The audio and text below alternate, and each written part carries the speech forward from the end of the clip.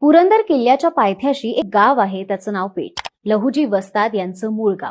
लहुजींचा जन्म एका पराक्रमी मातंग कुटुंबात झाला. स्वतः छत्रपती शिवाजी महाराजांनी त्यांच्या पूर्वजांना युद्धात केलेल्या कामगिरीबद्दल राऊत ही पदवी देऊन गौरवलं होतं. साळवे घराण्याच्या शौर्य आणि पराक्रमाची परंपरा लहुजींचे वडील राघोजी साळवे यांच्याकडे वारसा हक्काने चालत आलेली होती. असं म्हणतात, राघोजी साळवे यांनी दुसऱ्या बाजीराव पेशव्यांच्या काळात पुरंदर भागात जिवंत वाघ पकडला होता. या पराक्रमाची बातमी पेशव्यांना समजली. साळवे घराण्याचा इतिहास पेशव्यांना समजला. त्यांनीही सन्मानपूर्वक राघोजी साळवे यांची शिकारखाना आणि शस्त्रागार प्रमुख म्हणून नेमणूक केली. 1817च्या खडकीमध्ये लढल्या गेलेल्या मराठा इंग्रज युद्धात राघोजी आणि 23 वर्ष वयाचे लहुजी आपल्या मावळ्यांसोबत सामील झाले. या लढाईत आपल्या तलवारीच्या जोरावर त्यांनी बराच काळ इंग्लिश सैन्याला रोखून धरलं.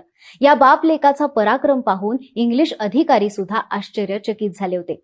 त्यांनी आपल्या सैन्याला राघोजींचा बंदोबस्त करायचा आदेश दिला. एका सैनिकाने नेम धरून राघोजींना गोळी मारली. राघोजींचा रणांगणावर मृत्यू झाला. मराठी सेनेचा या युद्धात मोठा पराभव झाला. युद्धज्वराने बेभान झालेल्या इंग्लिश सैन्याने वीर राघोजी साळवे यांच्या मृतदेहाची दगडाने ठेचून विटंबना केली. हे सर्व तरुण लहुजी भरल्या डोळ्यांनी पाहत होते. इंग्रजांच्या या क्रूर कृत्यामुळे त्यांच्या मनात बदल्याची आग भडकली होती. 1818 साली दुसऱ्या बाजीराव पेशव्यांच्या पराभवानंतर मराठी सत्तेचा अंत झाला. शनिवार वाड्यावर युनियन जॅक झळकला. लहुजींनी आपल्या राघोजींची समाधी त्यांनी ज्या ठिकाणी देह ठेवला तिथेच उभारली आणि शपथ घेतली, जगेन तर देशासाठी, मरेन तर देशासाठी.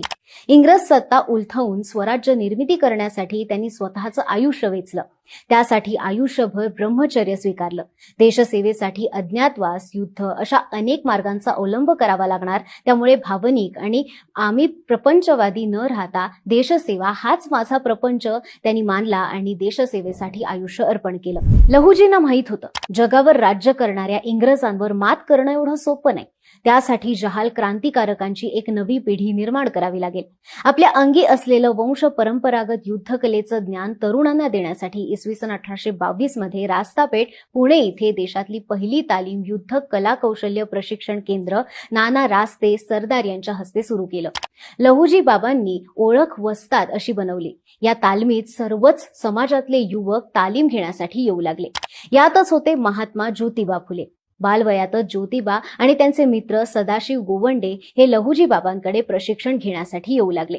तलवार, दांडपट्टा, निशाणबाजी या मर्दानी खेळात ते चांगलेच तरबेज झाले. त्यांची प्रगती एवढी होती की ज्योतिबा तेव्हा दांडपट्टा फिरवीत तेव्हा त्यांचं कौशल्य पाहण्यासाठी लोकांची झुंबड उडे. लहुजी वस्ताद यांना आपल्या या पठ्याचा खूप अभिमान होता. महात्मा ज्योतिबा फुले यांच्या शिक्षण प्रसाराच्या चळवळीच्या पाठीशी ते ठाम उभे होते.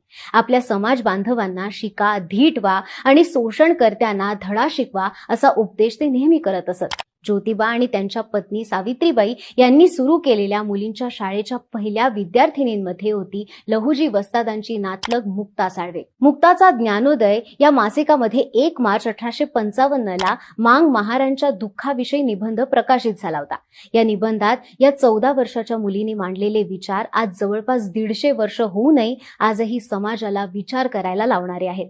त्यांचा उल्लेख आजही आद्य दलित लेखिका असा केला जातो. त्यांच्यासारख्या अनेक मांग महार जातीतल्या मुलींना त्यांचे पालक लहुजी वस्तादांच्या शब्दाखातर फुलेंच्या शाळेत पाठवत होते. असं म्हणतात, त्या काळात पुण्यात आणि परिसरात घडलेल्या प्रत्येक क्रांतिकारी चळवळीमागे लहुजी वस्तादांचा प्रत्यक्ष किंवा अप्रत्यक्ष सहभाग होता.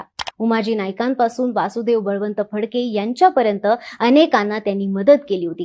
वासुदेव बळवंत फडके हे त्यांचे पट्ट शिष्य होते.